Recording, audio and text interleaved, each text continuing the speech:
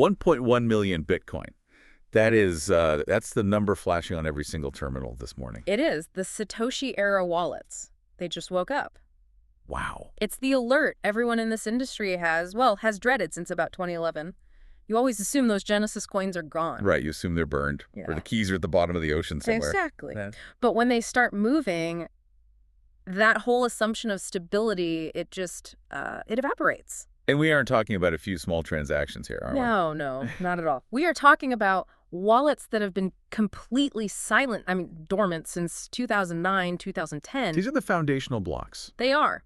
Just to give you a sense of the scale here, if this stash, and it's roughly 5% of the total supply that will ever exist, if this hits the open market, we are looking at a liquidity crisis that makes the 2022 crash look like a little hiccup. It's enough to reprice the entire asset class. So, of course, the narrative machine is just spinning out of control. Everyone wants to know who pushed the button. Is Satoshi back? Did he get bored of retirement? Or, and this is the darker thought, did someone crack the keys? Well, if it were a hack, we'd probably see a different kind of movement. More chaotic, maybe. What we're seeing is structured. Okay. And that brings us to the document we're doing a deep dive on today. It's an investigative hypothesis dated February 2026. Right, and the title is The Genesis Block Conspiracy. It is. And I have to say, having read through this, it goes places I really did not expect. This isn't a technical analysis, it's a profile. It claims to identify who's controlling these coins. It proposes a theory linking the creation of Bitcoin, not to some, cyberpunk hero in a garage, but to a very specific, very high-profile financial criminal. Okay, so before we get to the name, because it's going to sound, frankly, insane, until we lay out the evidence, let's look at the anomaly itself. What's actually happening on-chain right now? So the on-chain analysis shows these wallets, dormant for over 15 years, are initiating transactions. But they aren't just sending BTC to an exchange to sell. What are they doing? They are moving funds into mixed addresses. Okay, let's pause right there. Mixed addresses. For someone listening who, just buys crypto on an app, what does that actually mean? Think of it like a digital shredder for your paper trail. Okay. If I send Bitcoin directly to you, that line is on the public ledger forever. Address A sent to address B. A mixer takes coins from hundreds of people, throws them all into one big pot, shuffles them, and then spits them out to new addresses. So it breaks the link. It breaks that clear link between the sender and the receiver. So whoever is moving this 1.1 million Bitcoin really doesn't want us to know where it's going. Precisely. They're trying to obfuscate the destination. And that behavior usually signals one of two things. Either it's a hack, and the thief is trying to wash the money, or it's a very privacy-conscious owner executing a very well-planned exit. And the case file you brought, it calls this a dead man's switch. That's the third theory, and it's the one the source argues is the most likely. I know the term from spy movies, but how does that actually work on a decentralized network? You can't just wire a heartbeat monitor to the blockchain. You can get pretty close, though. In software terms, a dead man's switch is just an automated trigger. You set up a script that basically says, if I don't log in and cryptographically sign a message every, say, 365 days, then execute this code. So it's a check-in system. It is. It's a heartbeat. As long as the operator is alive and has access, they just keep resetting that timer, pushes it back another year. But if they die or get arrested and lose their internet access, the timer eventually hits 0. And the script runs. The script runs. It could use a feature like unlock time in Bitcoin, which literally stops a transaction being broadcast until a certain date. Or it could just be a bot somewhere. The mechanism matters less than the intent, which is if I'm gone, move the money.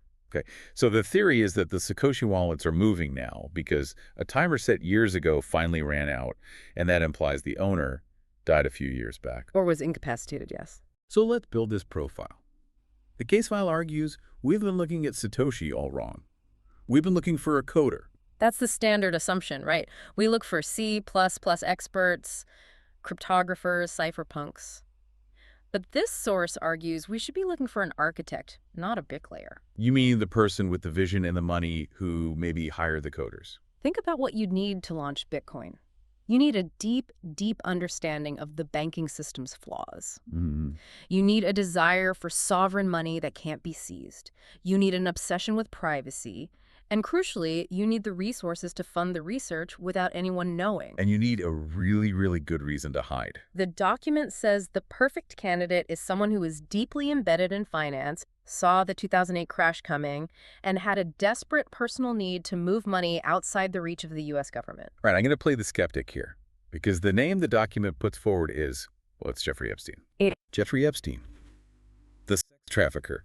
The guy with the island. I mean, Yeah. I have a really hard time bridging the gap between creepy financier and cryptographic genius who invented the blockchain. I get it. Epstein wasn't a coder. He was a schmoozer. How does this document even begin to justify this? It addresses that coding gap head-on. The theory isn't that Epstein sat there typing lines of C++ Chi. It's that he was the talent collector. Which he was known for. Absolutely. We know Epstein surrounded himself with scientists, physicists, mathematicians, Nobel laureates. But more specifically, he had deep, documented ties to the MIT Media Lab. Right. I remember that scandal that the lab took his money. It was deeper than just taking a check. Joi Ito, the director, he admitted to taking funding from Epstein for general lab purposes, discretionary funds. Now think about what the MIT Media Lab was doing at that exact time. Well, they were the center of advanced tech research. They were the epicenter of the digital currency initiative. This was one of the few places on Earth where serious academic research into crypto was actually happening. The source suggests Epstein didn't write the white paper. He funded the team that did. He gave them the prompt, build me a currency the FBI can't freeze. Okay, that's a motive. But what about the timeline? Because timing is everything in these things. The timeline is where the hair on your arm starts to stand up. Let's look at 2008. The year the world economy melted down. And the year Jeffrey Epstein's world melted down. In 2008, he's facing his first major conviction for solicitation. He knows he's going on the sex offender registry. And in the banking world, being a politically exposed person or a high-risk criminal means your accounts get frozen. You get debanked. Exactly. He is staring at a future where his assets are completely vulnerable to seizure. He needs an escape hatch. A system where he holds the keys, not JP Morgan. So 2008, he pleads guilty. October 2008, the Bitcoin white paper is published. Wow. January 2009, the Genesis block is mined. The timing is undeniably tight. He needs a shadow banking system, and then one just appears. And remember how it appeared. With that message in the first block, Chancellor on brink of second bailout for banks. Yeah. It was anti-bank, anti-establishment. It was exactly the kind of middle finger to the system that a narcissist like Epstein, who felt persecuted by the legal system, would absolutely love. Okay, but the narcissist angle, that's another thing that bugs me. Satoshi walked away, vanished. Epstein wanted his name on everything. Why build the most important invention of the century and not take credit? That's a valid critique, but the source flips it. It argues Epstein had a God complex. Go on. We know he was obsessed with transhumanism, with cryonics, with seeding the human race. He wanted to be immortal. Right. Creating Bitcoin is a form of immortality. The Genesis block is immutable. It cannot be changed. It cannot be deleted. For a narcissist with a God complex, being the invisible, silent architect of the entire world's financial future, that's the ultimate power trip. He didn't need the applause, he just needed the control. The hidden God. Exactly, the puppet master pulling the strings from the shadows. Which brings us to an even darker part of this theory, the intelligence angle. Because there have always been allegations that Epstein wasn't just a rich guy, he was an asset. CIA, Mossad. The honeypot hypothesis. And for this, we have to look back at the Promise software scandal. I'm going to need a quick refresher on Promise. So back in the 80s, there was this very advanced case management software called Promise. The allegation is that intelligence agencies put a backdoor in it. A way to spy on the user. Right, and then they sold this backdoored software to foreign government. Here, use this to organize your Justice Department. But really, it was just beaming all their data back to U.S. or Israeli intelligence. A Trojan horse. Now, the case file asks, what is Bitcoin? It's a public ledger. It is the ultimate public ledger. Every transaction, every timestamp, every amount, visible to anyone. If you can just link a wallet address to a real identity. You have perfect surveillance. We think of Bitcoin as anonymous, but it's not.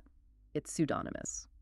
If Epstein, and maybe the intelligence agencies he worked for, wanted to track illicit finance, what better way than to invent the very currency that criminals would flock to? So Bitcoin was a trap.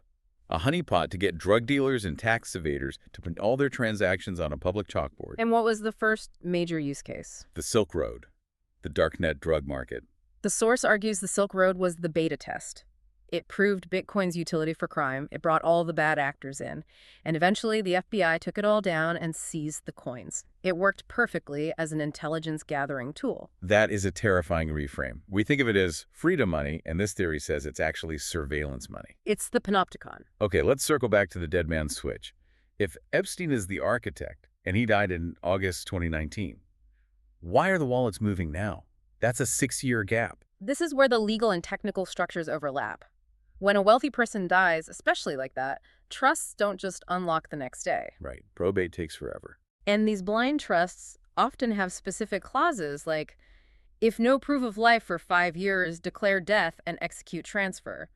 Or maybe a 7-year delay. So let's do the math. 2019 plus 5 years is 2024.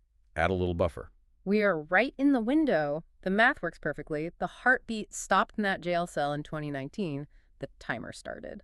And this week, the clock hit 0. So who's getting the money? If the switch flipped, where's that 1.1 million Bitcoin going? The file lays out 3 scenarios. Scenario A, the FBI. Because they raided his properties? They took the safe, the hard drives, they found the famous black book. It's entirely possible the private keys were in that safe. The FBI might be the ones moving the coins, maybe after cracking a time lock, or maybe they just waited for the legal authority. That would be the wildest government seizure in history. Scenario B is the Maxwell connection, or some other associate. Did someone else have a backup? A seed phrase?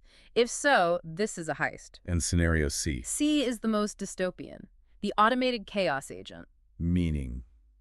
There's no human at the keyboard. Meaning the code is just executing a final command to dump, to sell everything, flood the market, and destroy the value. A poison pill.